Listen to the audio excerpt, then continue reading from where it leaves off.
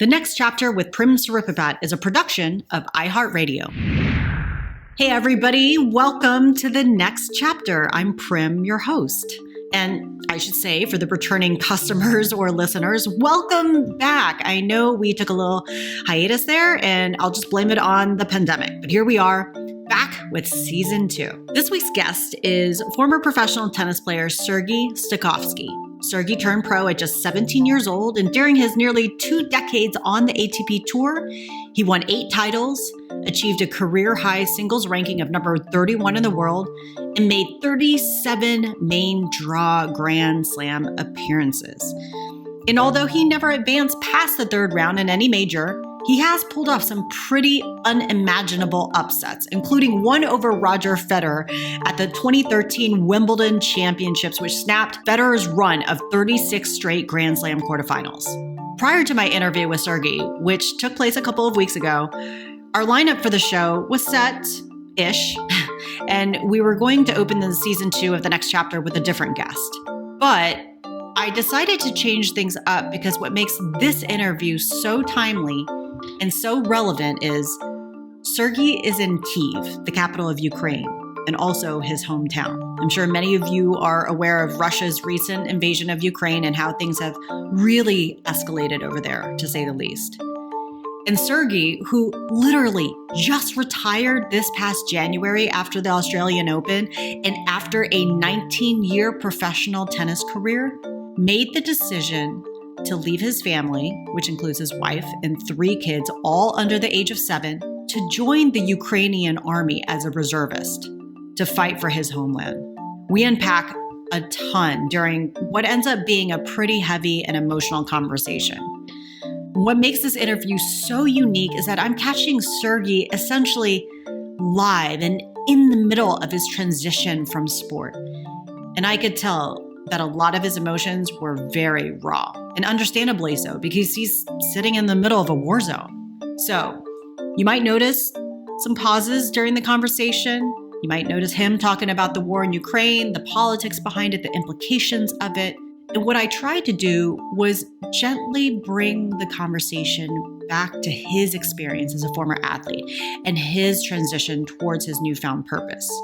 I was not in any way trying to be dismissive of the Ukraine-Russia war, but for the purposes of this show, I really wanted to focus on Sergiy's experience as a recently retired professional athlete.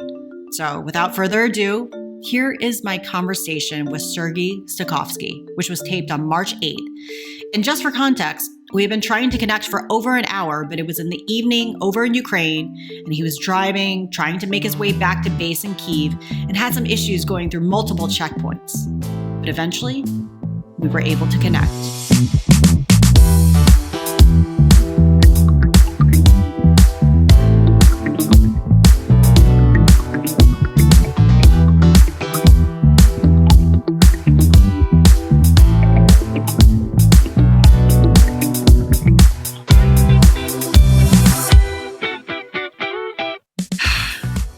Sergiy, I'm so appreciative of you making the time to come on here because I know there's a lot going on. I know you have a lot of things on your plate. You have a lot of responsibilities. You're getting a lot of media requests, but more importantly, I cannot imagine the stress that you are experiencing. I mean, even just trying for us to connect and have this interview, you were delayed. So I just want to check in with you first as a person and a human being. How are you feeling? And your hair looks fantastic. Don't worry about that. But how are you feeling right now? It's ups and downs, I would say. When I came in, so I've been here already for today's Monday, for a week, more than a week.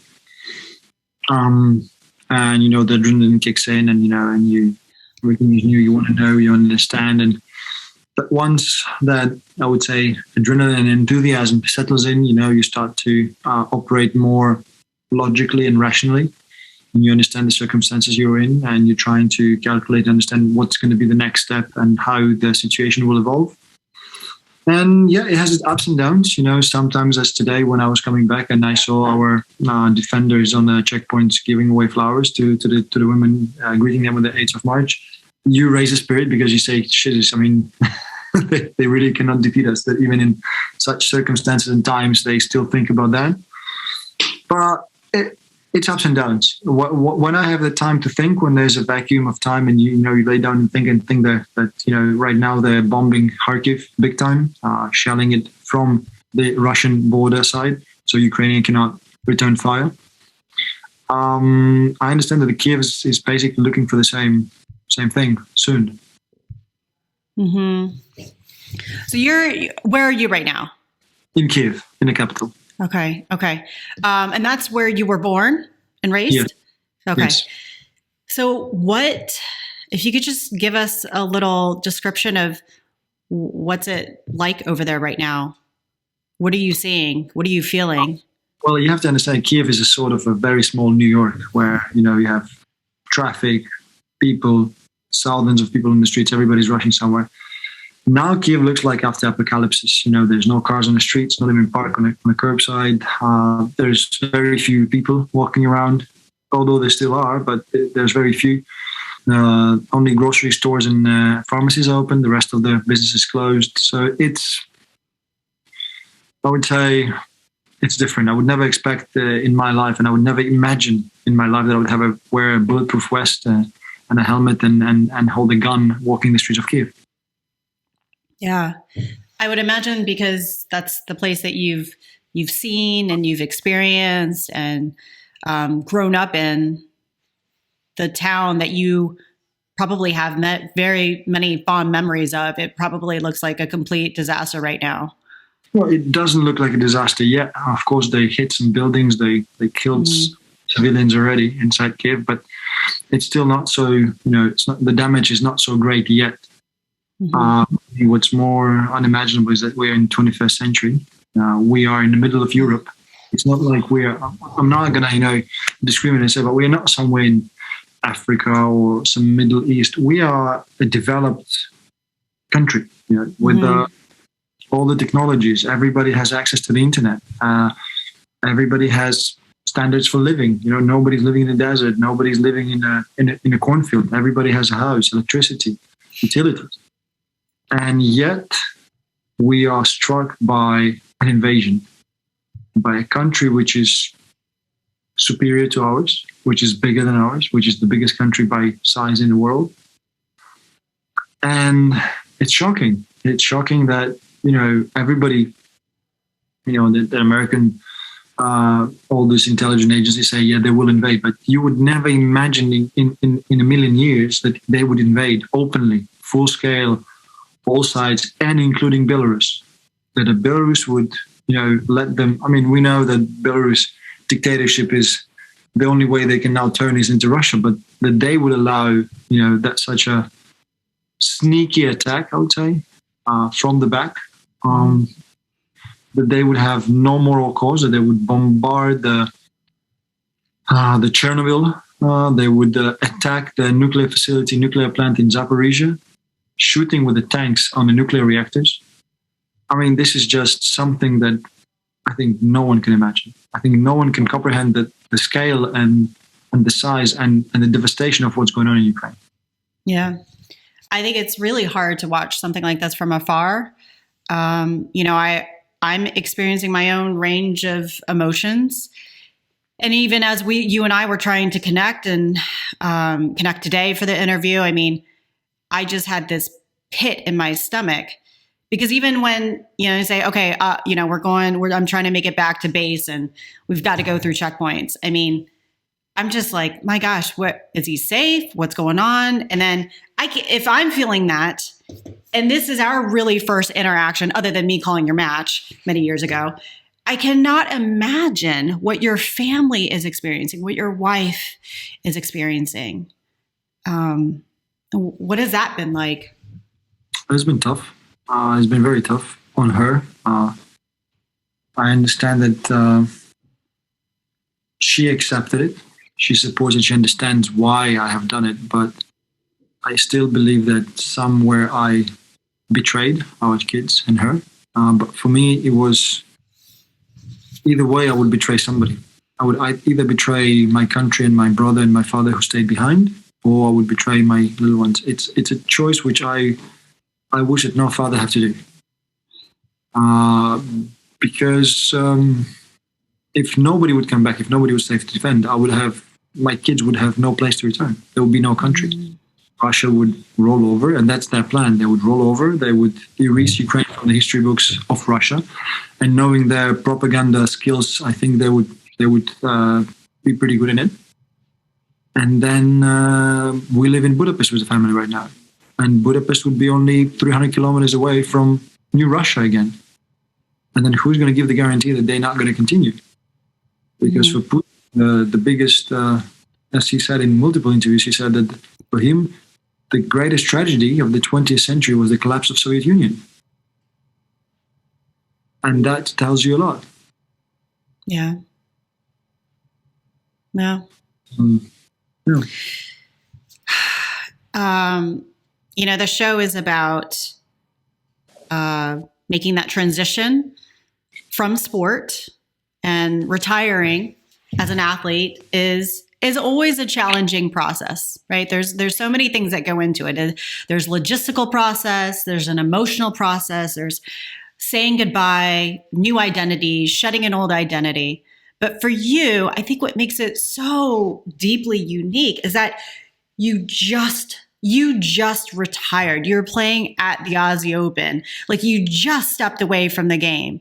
And then all of a sudden you are thrown into a new purpose, a new life purpose, if you will. And for a lot of athletes, it usually takes time for them to find this new purpose. But what has that transition been like from professional tennis player to now a member of the Ukrainian army? Well, Army Reserve, that's a big difference. Mm-hmm. Well, first of all, it's not, my transition started way earlier. I jumped into wine business about 5-6 years ago. So I do have my winery in Ukraine, and we already sell wine. Unfortunately, we've been not very successful because we started to sell during pandemic started. And now during the war, it's probation. So no one can sell alcohol. Alcohol is not allowed to sell inside Ukraine. So yeah, it's tough time. So that was a sort of a passion for me, in which I was really hoping to, dive in and devote myself to that.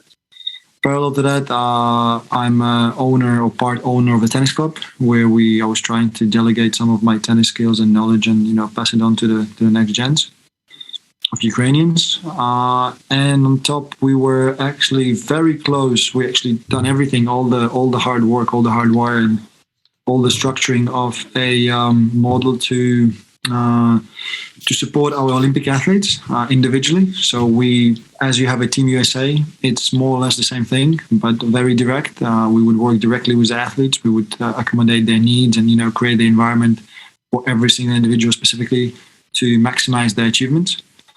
And actually, on the 3rd of March, we were supposed to sign a memorandum with the President of Ukraine and Ministry of Sports, which would delegated us that basically task.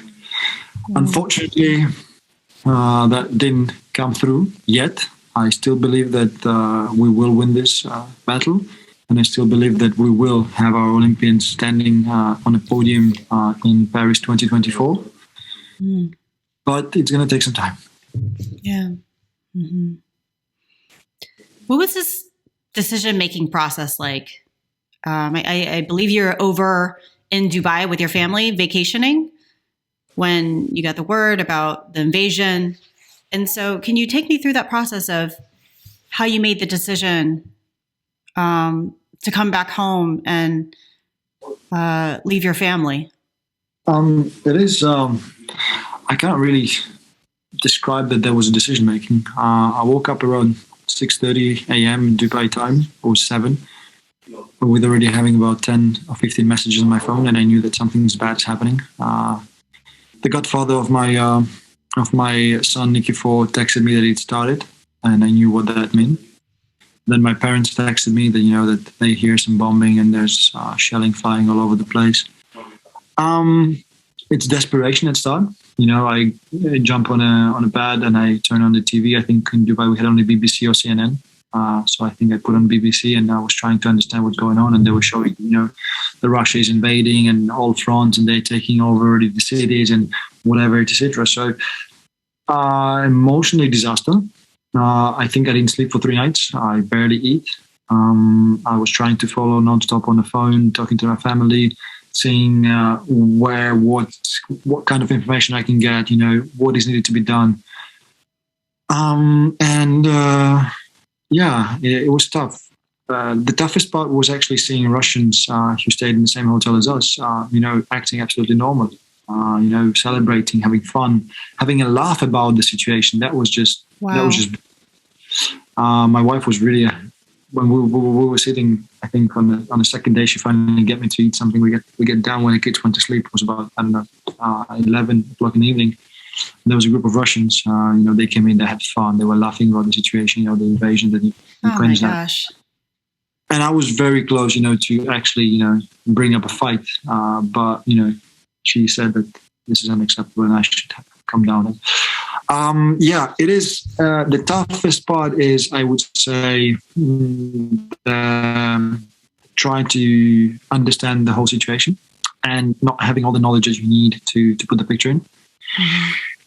Of course, from the start, I had that feeling that, my family's there. I need to do something about it. I can't just leave. I've done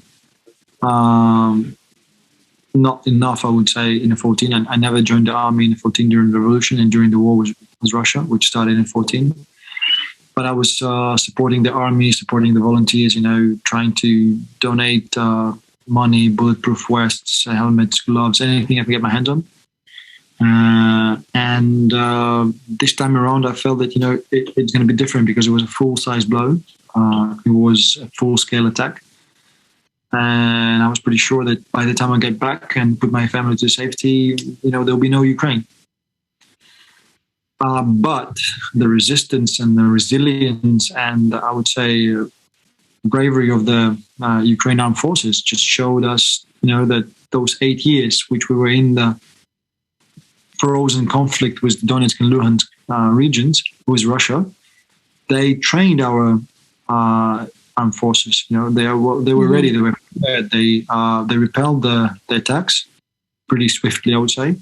Of course, when you have a 1,000-kilometer long border with Russia, you cannot control all of it. It's just impossible. We just don't have enough forces to do it. Mm-hmm. So, they were letting them in somewhere, then striking in the back. They've done remarkable work, I would say, in stopping the progression of Russia. The amount of the amount of dead soldiers or soldiers killed or captured by Ukraine, the amount of armored vehicles, airplanes, helicopters shot down. It's insane. We shot down more than 40 airplanes, fighter jets. We shot down around 38, I think, helicopters, fighting helicopters. Wow. Hundreds of tanks. It's really devastating numbers. Ukraine even didn't possess such number of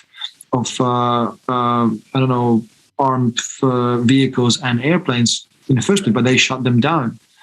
So I would say the whole world was expecting us to be collapsing on day 2, yet we're still here, and I had the time to come back. Of course, when we landed from Dubai on Saturday noon,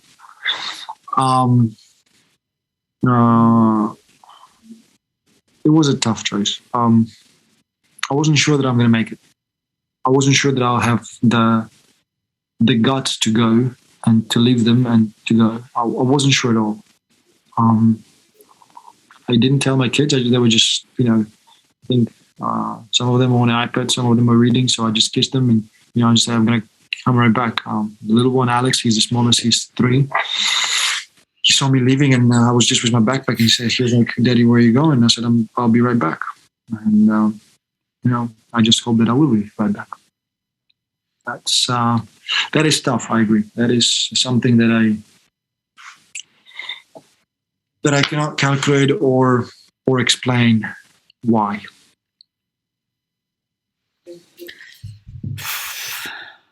That's tough. Yeah. As I mentioned, I have a 3.5-year-old and a 7-month-old, and I don't know. children change you, right? They really, they give you a whole new purpose. Yeah, they do. And so it sounds like while there wasn't a moment, or maybe not really an opportunity because they're so young, to explain to them what was going on, but it sounds like so much of what you're doing right now and your decision making was because of them, because you wanted a future for them. And that's what it sounds like. Hearing. I wish to hope that this is the cause and that it would actually have mattered. Yeah. And so what was that conversation like with your wife? It was tough. She was upset. Of course, she didn't want to let me go.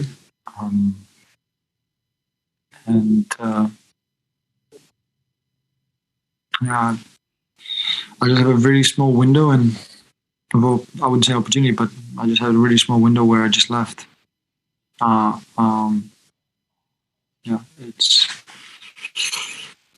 there's nothing heroic about it. Let's put it that way. I would never say that what I've done is something, out of ordinary or heroic. I would say it's not heroic at all. But all my life I was trying to do things, whether they were right or wrong to somebody else on the side, but they were right to me. And those series of events, those decisions which I made down the road, they brought me to where I was. And I just couldn't do any different. I don't know whether I was raised this way or why, but I couldn't imagine that I would stay and, Ukraine would most likely, even with me here, would collapse. Hopefully not, but we all have to prepare for the worst. And I would just sit out and I would just stand by and watch how it's all going on, and having my brother and my father here and not having security and understanding of the situation, and my grandmother here, and I just couldn't. I'm so curious about why you say that it's not heroic, because I think on the outside, a lot of people are kind of seeing it as such, especially coming from somebody who just wrapped up one chapter of their life and is now entering this with really no military training. It sounds like that you have some experience with shooting a gun, but no formal proper training, no military experience. And I think to a lot of people, not only just in the tennis community, but beyond, everybody looks at it and looks to you as if you are doing something heroic. So why do you feel like it is not? Because I've seen a lot of fathers, husbands, putting their kids' wives on a train, on a bus, sending them away while standing behind. And we're talking about kids which are a bit older than my kids who understand because they live in a country with a conflict for the past 8 years. And they understand what's going on. And that's heartbreaking. And I just couldn't see that I could be any different. Why should I, be different from that? Do you think that it almost sounds as if, I can imagine it just feels like a lot of conflicting feelings. Like sometimes the right thing to do for what we feel for ourselves is oftentimes the hardest thing to do, right? Like right decisions don't always feel great. And oftentimes bad decisions are the easier ones. And it's like the easier thing to do. But it certainly sounds like, there's just a wave of conflicting feelings where you felt like you had this decision and it felt like the right one for you. But it's hard to grasp all the other emotions that come with it, attached with your family, of course, and your wife and your children. Yeah.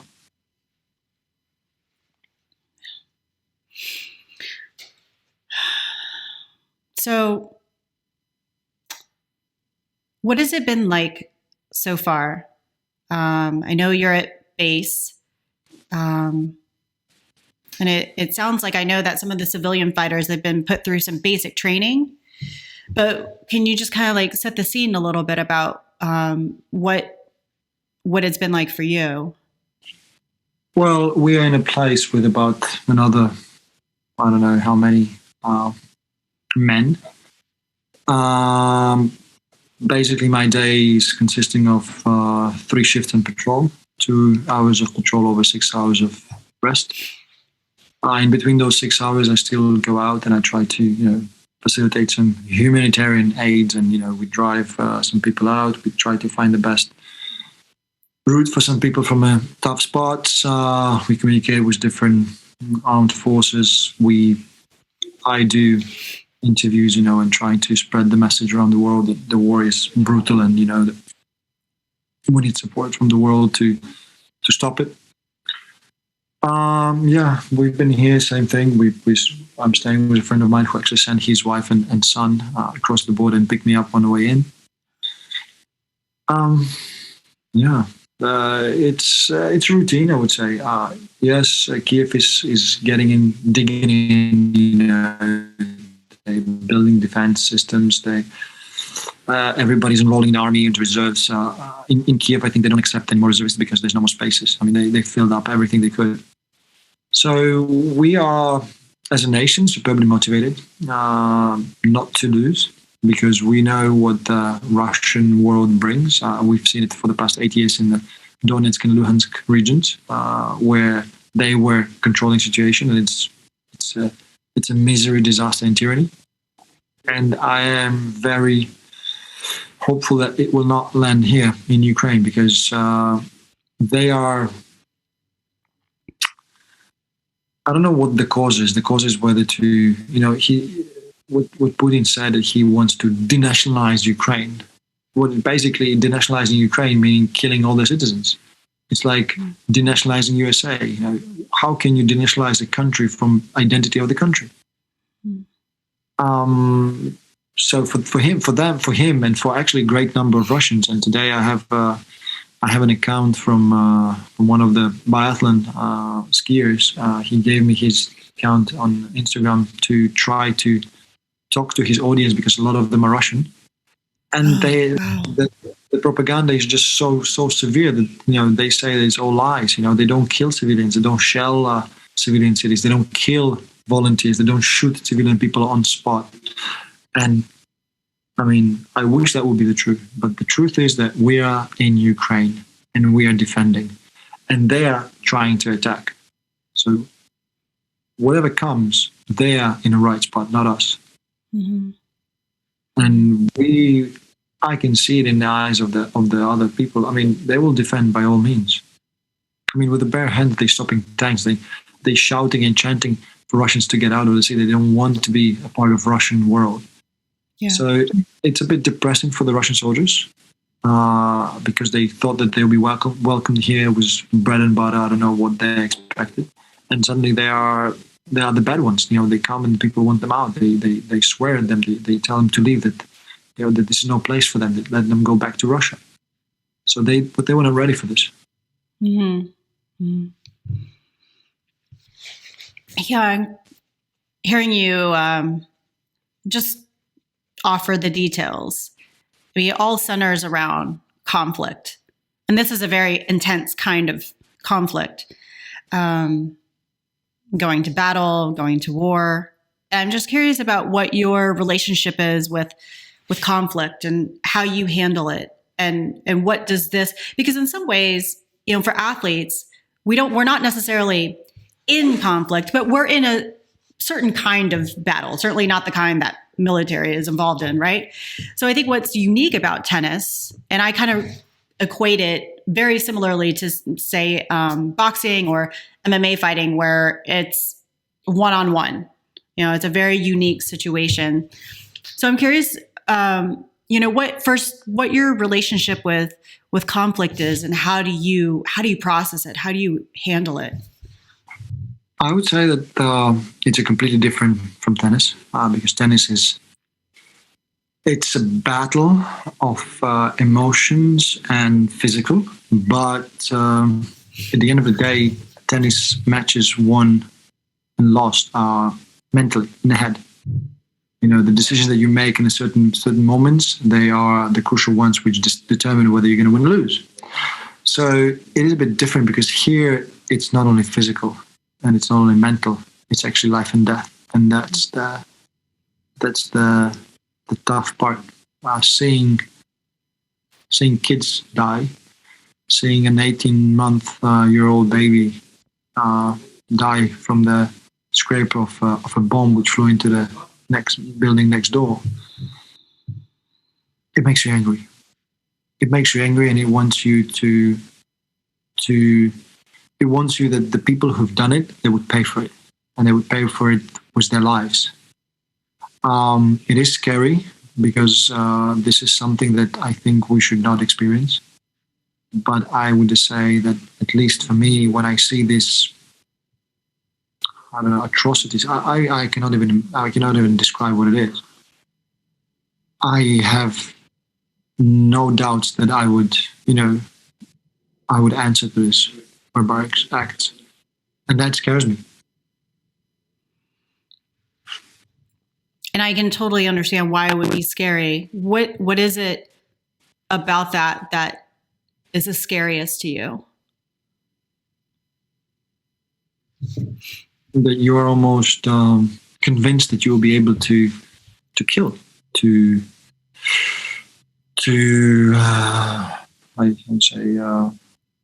redeem a life with life, how you call it, I don't know, to revenge. And that's scary. That is really scary. That's something that, because I don't know how I'm going to act once the situation has come. Yeah. But the things they do, they're just unimaginable.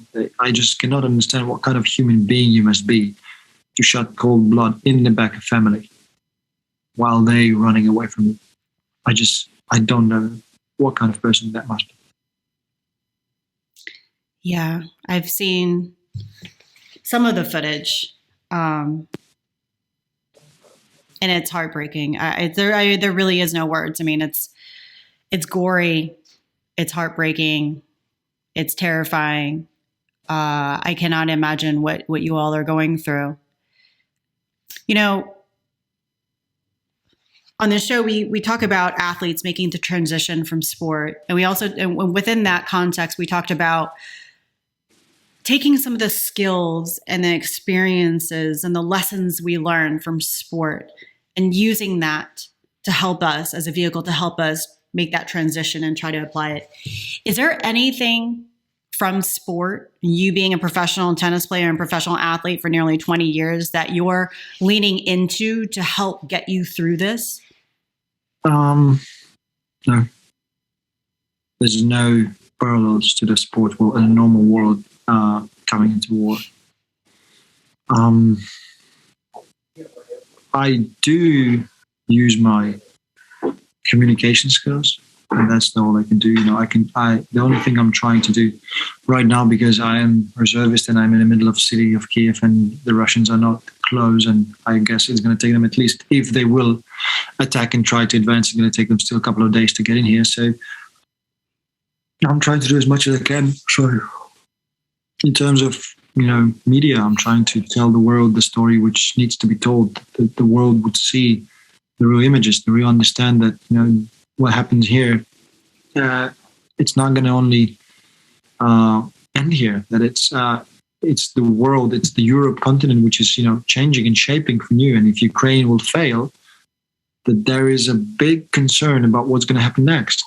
And that the world support Ukrainian by all means, and I really mean by all means, for that to stop Russia. Because if you look back into the track record of Russia and their conflicts, I mean, in 30 years, they had multiple conflicts, whether it's the first or second Chechen war, whether it's Georgia, whether they were in Syria, I mean, Afghanistan, they were everywhere. But the Ukraine never attacked anyone. We actually barely had an army before the revolution of 2014. We are a peaceful nation. We are fighting more inside Ukraine than we would fight anybody else. I mean, Ukrainians are a very interesting nation, I would say.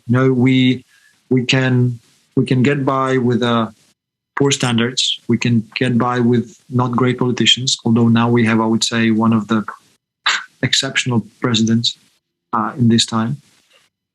We can get away. We can, we can swallow, I would say, a lot of things. But there's one thing that Ukrainian will never tolerate, and that's when somebody's trying to take away their freedom. Mm. It's been remarkable because we are the only country inside Europe which, in, I would say, 18 years, we had 2 revolutions. But if you take it back, in the span of 10 years, we had 2. There was a revolution in 2004, and then in 2014. So it's something which the world needs to understand. We can tolerate lots of things, but we will not allow anybody to take away our freedom and our wish for democracy. Yeah. When you talk about things that the country, Ukraine will not tolerate, I get the sense that you have also been moved by everybody around you, your family, your country women, your countrymen, and this sense of honor and respect for your homeland. But I'm curious about who or what has inspired you to keep moving forward with all of this? I think firstly we're very lucky to have our president as he is, and I would say in the past years we had a lot of presidents which were politicians, but they were not presidents.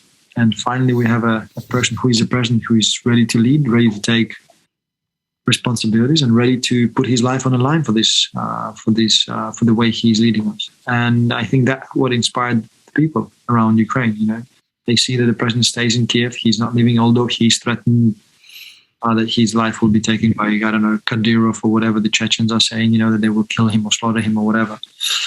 And that's, I think, that what leads and unites and raises the nation up. On the other hand, I think the big miscalculation of Russia was that in 8 years of war, we all understood that in time and place, there might be something like this happen. So everybody morally was more or less ready that something like this might happen. And once you're not getting ready for it, but you have it somewhere in the back of your mind that this might happen and you already know about it, it's a bit easier to comprehend and maybe make a decision, because you are upset. You know that this is not right. You've seen the difference. You understand the difference. You travel to Europe, and you understand that the values which we're trying to build in Ukraine, that they're the right ones. And then suddenly someone wants to come in and take it away. It's misfortune, because the lady who's running my tennis club, or our tennis club, because she's also part owner, she was running a tennis club in Donetsk. And during the events of the 14, when the Russia supported militia, took city of Donetsk and Luhansk away and created this, independent separatist republics or whatever it is, which now actually acknowledged by Russia. Her club was taken away by Russian army, by Russian artillery. They came in the club and they then lived there. So she left. And it's sad, because the same thing. She moved away. She came to Kyiv. She built everything from scratch. We actually started to get some fantastic results from the club in terms of kids, in terms of coaches, in terms of people coming in. There was more free hours. Everybody was playing, and she has to go through this thing again. She basically restarted her life again, and now it's all been taken away again. And it's heartbreaking, because she's not the only one case. We're talking about hundreds of thousands of people from Donetsk and Luhansk who moved away from their own cities, knowing they cannot survive and they cannot live in such world. And, they're building their lives again from scratch. And now they've been hit again. And many of them stay.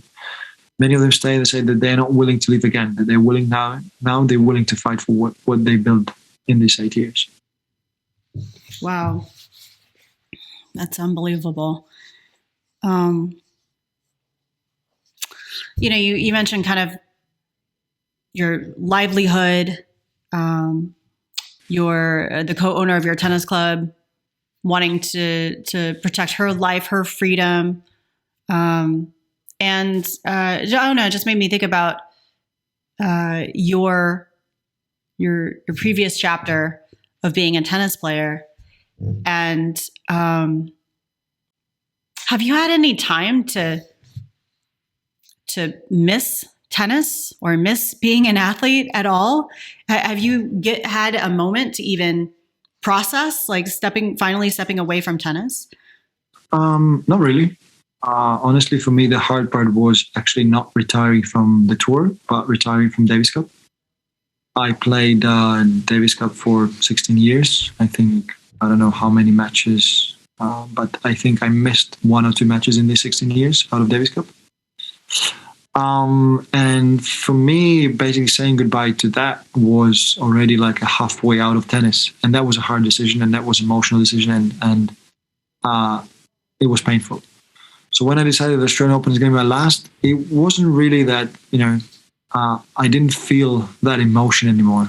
And I have to understand, you have to understand, having 3 kids and being 36 years of age and ranked 200 in the world, you need to really step up to come back. You need to put those hours in. And whenever I'm home, I would always find a cause why, I wouldn't do this, I wouldn't do that. I would want to spend time with kids. I would want to take them somewhere. And if you want to come back, you have to train more than others, not less. And I mentally and in my mind, I understood that I can, on any given day, be a good player, a top 100, top 50, top 30 player. I could. But then I couldn't continue. One match at a time is not really making you come back. So I understand that, it is time. There were some opportunities out of tennis, and they were in a direction of what I always dreamt of, that help others to raise their potential, because I know that I've come all my life in tennis with the support of my family. There was no support of federation, other country, no nothing. And I've did some good things, but I did some mistakes. But they were mine. I own them because those decisions were made by me. So I was always, a little bit upset on a country that it never really looked after their athletes, because the athletes are the image of the country, and the proudness of the country comes from the results above. So when this opportunity to build a national Olympic team came around, I had no doubts about that I want to do it, because it's something that could change the perspective and could change the narrative of how the sport is shaped in Ukraine. It would give the young kids will to do sports, because if they would see that this individual that are successful, they're honored in Ukraine, that they're popular people, they would try to do it again. They would try to do this sport as well. And it doesn't matter what kind of sport, whether it's fencing or pole vaulting, or it doesn't matter. As long as you treat those people with respect, as long as you show the nation that they deserve the best, because they are the best from the country and in the world, it changed the mentality. And that's the path which we started. We had a fantastic program to launch, but unfortunately we have to postpone. So it's just on hold for now. But it sounds like the next stage, you were planting the seeds of really giving back to the next gen and developing them not only as athletes and tennis players, but as human beings as well. But you mentioned that you retired from playing the Davis Cup, but not necessarily. Does that mean that you're still going to keep playing on the ATP Tour, or? No. My last match was Australian Open. Okay. And what was that like? Unless the conflict is over by Wimbledon and Wimbledon want to award me a wildcard to come back in the court. Never say never. We don't know. We'll see. Never say never, Sergiy. So what was that? What was that match, that week, that month? Just kind of walking out. What was that like? I would expect it to be more emotional, but it was kind of empty. It's like I was ready in the head to say goodbye. It wasn't no tears, no second thoughts, nothing. Just, like you come to something that you're ready for it. And I think that's the best way to go out, that you don't have any regrets. You don't chase anything. You don't challenge yourself. You say, well, you did whatever you could. Of course, I could continue, honestly, and I was thinking about continuing in doubles because that's much more fun. It's less physical, and But I was looking at my wife, which supported me for 11 years. Staying home was 1, then 2, then 3 kids. And supporting from home and taking care of the kids. And I just couldn't do it to her. I mean, that's another 2-3 years on the tour. I just cannot imagine I would do it. Mm-hmm. Mm-hmm. So you had other reasons, definitely other reasons to kind of help you through that. And the bigger picture. When you have, you can't really take a decision by your own. You have to look at everything. A lot of people don't really realize about, being a professional athlete, you have to be selfish in order to succeed and do really well. And a part of that selfishness is also having a wonderful team around you. And oftentimes that involves not just the coaches, but also family members, partners, kids too. I mean, it's a major sacrifice for athletes. Sometimes they send out a tweet or public post, or there's always that press conference, as you kind of did, you mentioned it publicly, but sometimes athletes will write out almost like a letter, a retirement letter, talking about their experiences. And I'm wondering if you have had a chance to really reflect on if you had to write a letter to tennis, and maybe you already have, what would that letter say? My letter was very short. I do thank tennis for what it gave me, because it actually gave me a life. It gave me understanding of world order, you can say. I traveled the world. I met fantastic people. I competed in the best venues. I've grown as a person. I've grown as an individual. I understood how the business aspect worked because I was in the council for almost 8 years. Tennis basically gave me everything. It built me. And I am grateful because that sport actually gave me a life which I would never have if I wouldn't play tennis. So there's actually, I don't have any regrets. Yeah, I made mistakes. Well, all of us do. I could have been better. I could have. But I've done what I've done. I've taken my share out of the tour. I've competed against the best players in the history. Often. Well, and beaten, some of the best. I came short, but yes, I've beaten some. And it gives me joy reflecting back to it. So I think I've made my life, because for me, from the start, it was, when not the world, but the federation and the people in Ukraine say, asking your parents why they're spending money on tennis because you don't have any potential. Your goal number one is to achieve the result, to prove them wrong. Yeah. So that was my main aim, is actually to make my parents proud, because they put so much effort, so much financial into it, family effort, because my mother and me, we moved away for 6 months, a year to Czech Republic when I was 12. So we lived 6 months there, 6 months back. They supported, they pushed it all over. And I wanted them to see that, they didn't do it for nothing. And then it shifted when you have a first child, then something else kicks in, then your responsibility comes in, then you start really think about the money in tennis. And that's just the reality. You think about it, you have a family to support, you have kids to raise, and that just changes. So tennis is really learning how to live, learning how to be individual, learn how to be independent, to make decisions on your own, and then be responsible for those decisions. So for me, it's one of the best sports in the world. And I really cherish that I had my mark in tennis. Mm-hmm. You mentioned having your first child can really change your perspective on things. And I do think children in particular really highlight the financial aspect, and not in a superficial way, but money affords you opportunities and food on the table and security in multiple ways, and also for your partner or their family and whatever.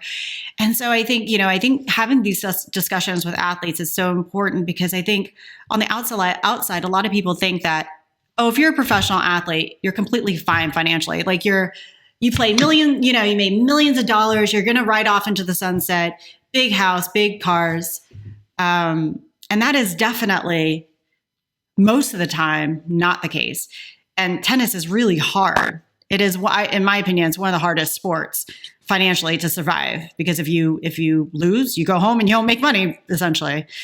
But how are you planning for that financial transition? Because that is something that a lot of athletes really grapple with, and it plays a big role in their decision to retire or not retire.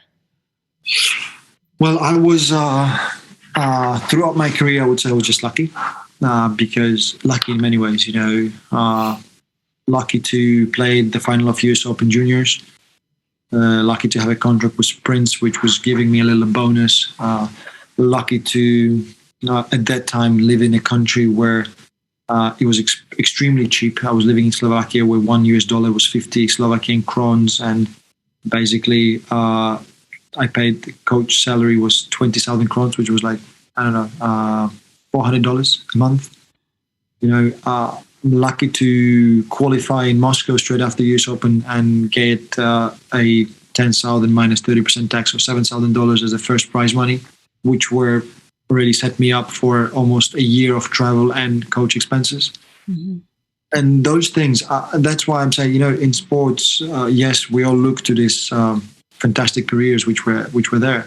But there's also a lot of careers which never happened, although the guys tried, but they were just not lucky. There were a lot of players who were better than me, who were more talented than me, that played better, but they just were a little bit maybe unlucky, maybe a little bit short on their patience. They didn't wait enough. They didn't maybe were convinced enough that they have that potential. And those things, they matter for me. So I can only say that I was lucky. Yes, of course, tennis is a very expensive sport, and we spend about depends on your team, but about 300,000 to 400,000 a year on your team while you travel.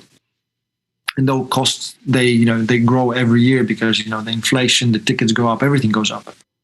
So yes, we earn well, we spend well, and of course the transition is the smarter guys. They find a way to invest. Some of them, they play safe, some of them not. But tennis is brilliant because it teaches you how you have to live your life. You're responsible for your money. You're responsible for your results, and one way or the other. I was responsible for my money. I invested some into the wine business, which is in Ukraine, which is right now, if Russia succeeds, well, that's dead. As a business, so that's an investment out of the window. You can say I'm in Ukraine protecting my winery, but no, it's there are of course financial causes, especially when you have a family, that you have something you have to take care of. You have school fees, you have food to put on the table. There's a lot of things you have to consider. But tennis is great because A, it gives you opportunity to earn them while you play, and B, it gives you opportunity to earn them when you finish. But it depends whether you want to stay and coach or do something else.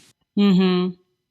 It really sounds like you've planted all those different seeds, and it's allowing you to make that transition where you have other things to focus on. You've got the National Olympic team, your wine business, the tennis club. But it makes me wonder, what do you think would have happened if Russia invaded, but you were still playing and you were still traveling? Let's say you were younger and you were more kind of like at the peak, but even now, do you think you would have made the same decision? That already happened once. Russia already invaded in 2014. And I made a choice to do what I could do best, to play tennis and to promote Ukraine and to promote the freedom. And, that was a choice back then. And that was the first child as well was born. So it's, I don't know. I honestly have no answer to that question. It all depends, I guess, on the circumstance which I would be in at that particular time. If I would be younger, if I would have less kids, or what would be the cause. Yeah. But now, in this given moment, that's the decision I made. And maybe not always, I don't know how to describe, maybe not always as rightful as I should be, but I usually stick even to my mistakes if I make them. What do you mean by rightful? Well, I mean that, a lot of times I made a decision which a lot of people thought that it's not right to make. But it's a decision which I felt is right for me and felt is right for the rest of the decision making or the process. That's why in the council we always had a lot of conflicts, because I believe that we were always supposed to look not only after ourselves or the small group of individuals. We're supposed to look after a big group of the sport and like, about the sport in general. And that's why, you're always trying to squeeze out the organizations and entities for, looking after the great number of players, not only the small number which is already making good money. Mm-hmm. And that was always a conflict, because the entities and the governing bodies and the tournaments especially, they just want to feed the best. They want to feed the rest of the field. Mm-hmm. And that's not right, in my opinion. But maybe I'm wrong. For somebody, maybe it is right. Mm. Well, right or wrong, I mean, that's subjective, right? I don't know if anyone has like a really right or wrong. We only know what's right for us and our families. But it sounds like you're getting a ton of support. It sounds like the tennis community, and I'm sure beyond, but definitely, the tennis community has reached out to you and is really offering you the encouragement, the support. I know you posted your exchange with Novak Djokovic. So what has that been like? Well, it's actually been great that he reached out. He asked and he knows about the situation. Actually, a lot of players did. I mean, I just posted him because he is the most prominent one, I would say. I could post an email from Roger, but Novak reached out to me, which was fantastic. He's the one who went through something like this when he was a kid. Mm-hmm. And he has a full sense of what's going on and how he can change and evolve. And that's what's really great about that. He really wrote to me, and I'm really grateful to him for his support and his understanding of the situation. It is, as I said, there's a lot of messages came in, really a lot, from all the players that I've competed with from all over the countries. And I am thankful for that support. I'm thankful for the tour, for their decision making, which, it's been a long time since the tour or WTA, ITF and ATP, they've done something that massive. In terms of banning Russian Federation from Fed Cup and Davis Cup, removing the flag, removing the name of the nation. It is serious. But on the other hand, that I'm grateful, I understand that this is the only way to stop this. Yeah. Once the Russians will have to feel the collective guilt of what the president is doing or what the army is doing, the atrocities and the killings, maybe then something will change and they will reconsider and they will try to change their order of governance inside the country. Because while, there was 8 years of conflict in Ukraine where Russia was, doing that conflict and they were traveling around the world, they were enjoying. And I'm not talking about sports people. I'm talking about regular Russian citizens, which actually voted for Putin, for instance, and they were enjoying themselves in Provence, in Saint-Tropez, in France, in Alps, on skiing, and in States, in New York, and they were in Los Angeles, everywhere. And they were saying, well, it's Putin, it's not us. Now they will have to feel the real weight of the responsibility over the nation. Mm-hmm. And that is something that I hope will make them feel and think how they can get out, because none of them want to live in Russia. All of these richer people, they send their kids away to study in States, in Great Britain, in Switzerland, anywhere, but not in Russia. Although once it comes to Putin, they support Russia because Russia is great. But none of them want to live there. It feels extremely weird that, you're at one side, you're such a big Russians and promoting Russia. But on the other, you don't want your kids to live there. You don't want to live there yourself. Right. And then that it is, so now they'll have to go back. They'll have to live there, and they will have to live without the iPhones and iPads and all the technology which is provided to the world. And I want to see how they're going to cope with it. Mm-hmm. Mm-hmm. Yeah, there's that sense of hypocrisy in a big the conversation, way. Right? You have a ministry of Ministry of Foreign Affairs, which is Lavrov, which is second man of Putin, and his daughter, I think, has an American passport. Both of his daughters.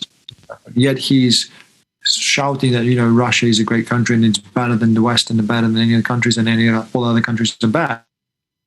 yet his daughters are living abroad. They married the citizens of different countries, not Russians. So a bit weird.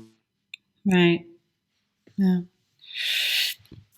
I hear the drive, the fuel, the motivation, your passion.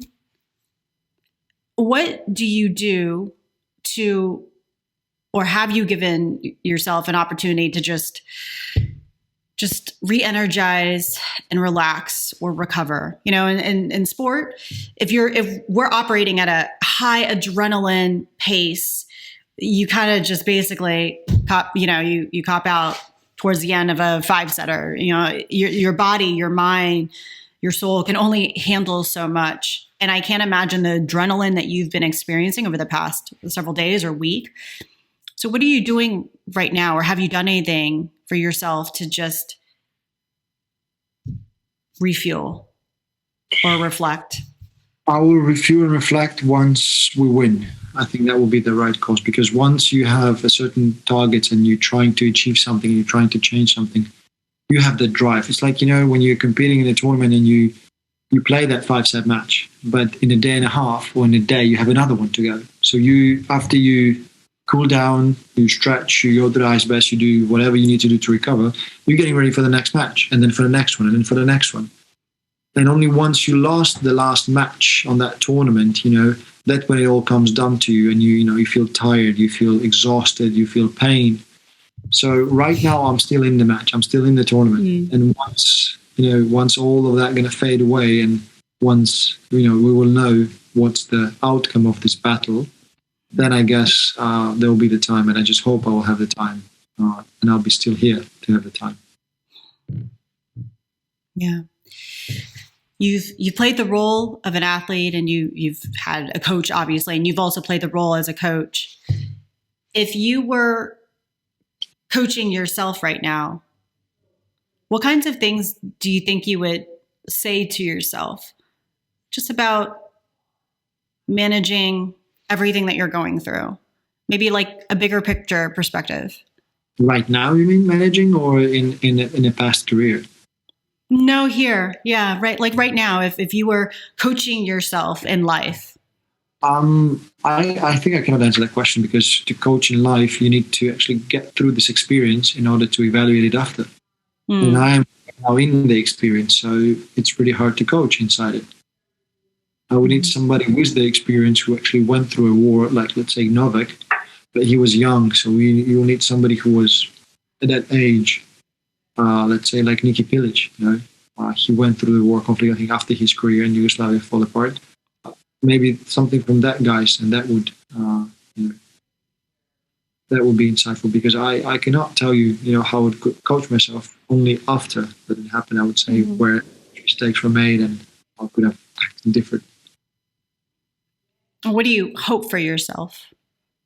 I hope for myself that I'll go back to my kids, I'll go back to my wife, and I will spend the time with them, and the rest I will never leave them again. Mm-hmm. As we kind of just wrap things up, I know you've mentioned that you want to get the message out. What are some things, what would you like to say to the rest of us who aren't there, that you would like for us to know, that you think it's important to know?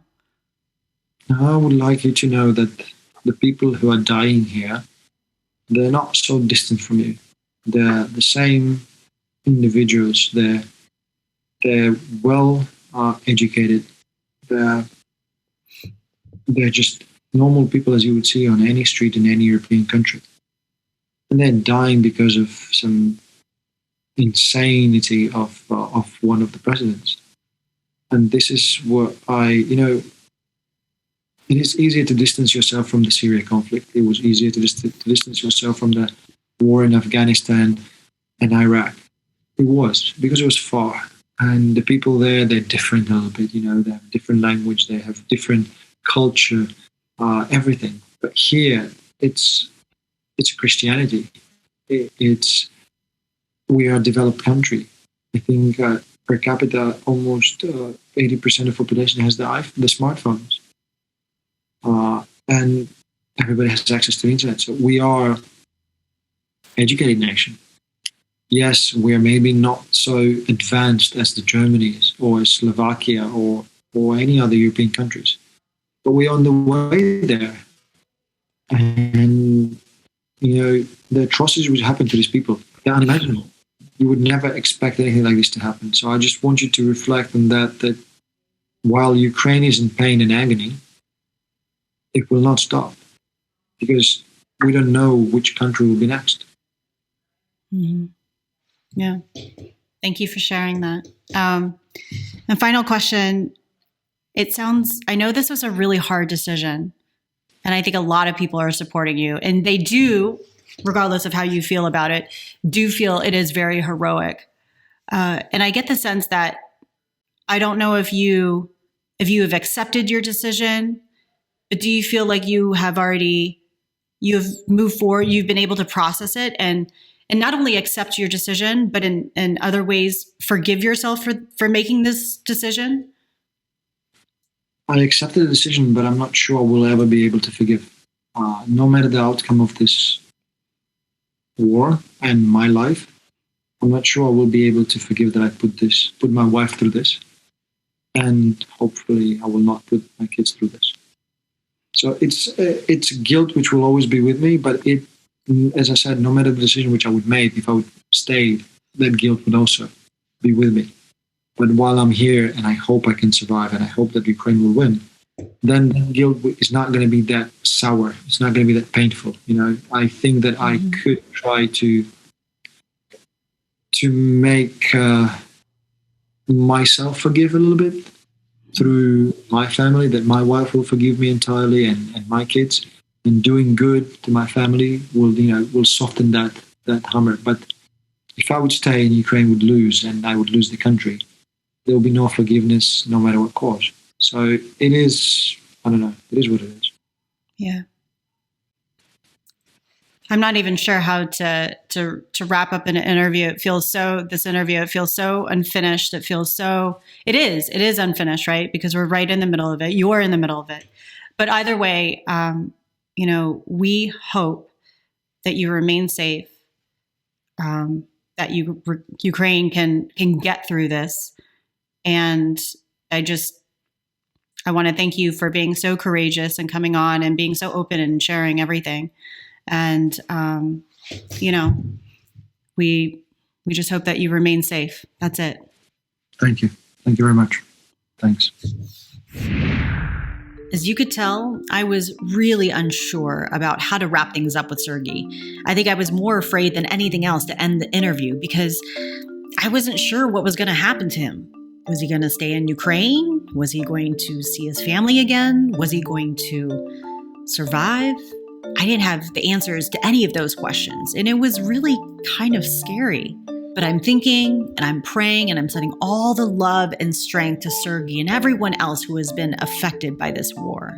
War is awful and it's complicated. And one complicated feeling that admittedly emerged for me during my conversation with Sergiy was in response to one of his last statements, when he was sharing what he would like for outsiders to know about this war. On one hand, I really feel for Sergiy. The people of Ukraine do not deserve any of this, any of it. And on the other hand, I also feel like no one deserves to be treated like this. And to perpetuate this narrative that this war is more important than any other war we've seen or experienced is dangerous and unproductive. To suggest that a group of people are worth fighting for because they are educated, because they're Christian, because they don't live in the desert, because they live in Europe and not Africa or Afghanistan or Iraq, somehow suggests that members of those communities are lesser than, and that those people, which are members of historically marginalized communities, are not as deserving of this attention and effort. It's implying that those people are not as worthy. Now, I recognize that probably was not Sergiy's intent, or at least I hope it wasn't, which is to imply that this invasion of Ukraine is more worth the fight than some of the other conflicts that we've seen in other parts of the world. But I do believe this is an opportunity to point out the unconscious biases, the implicit and oftentimes racial biases that have emerged in our conversations and in our coverage of the Ukraine-Russia war. And to point out that we can still show support for one community without doing it at the expense of others. I hope you took something from today's conversation. I'm so glad to be back. Thank you for listening. And if you have thoughts or even ideas about who else we should feature on this show, you can find me on Twitter or Instagram at Prim_Siripipat. The next chapter with Prim Siripipat is a production of iHeartRadio. For more podcasts from iHeartRadio, visit the iHeartRadio app, Apple Podcasts, or wherever you get your podcasts. Talk to you all next week.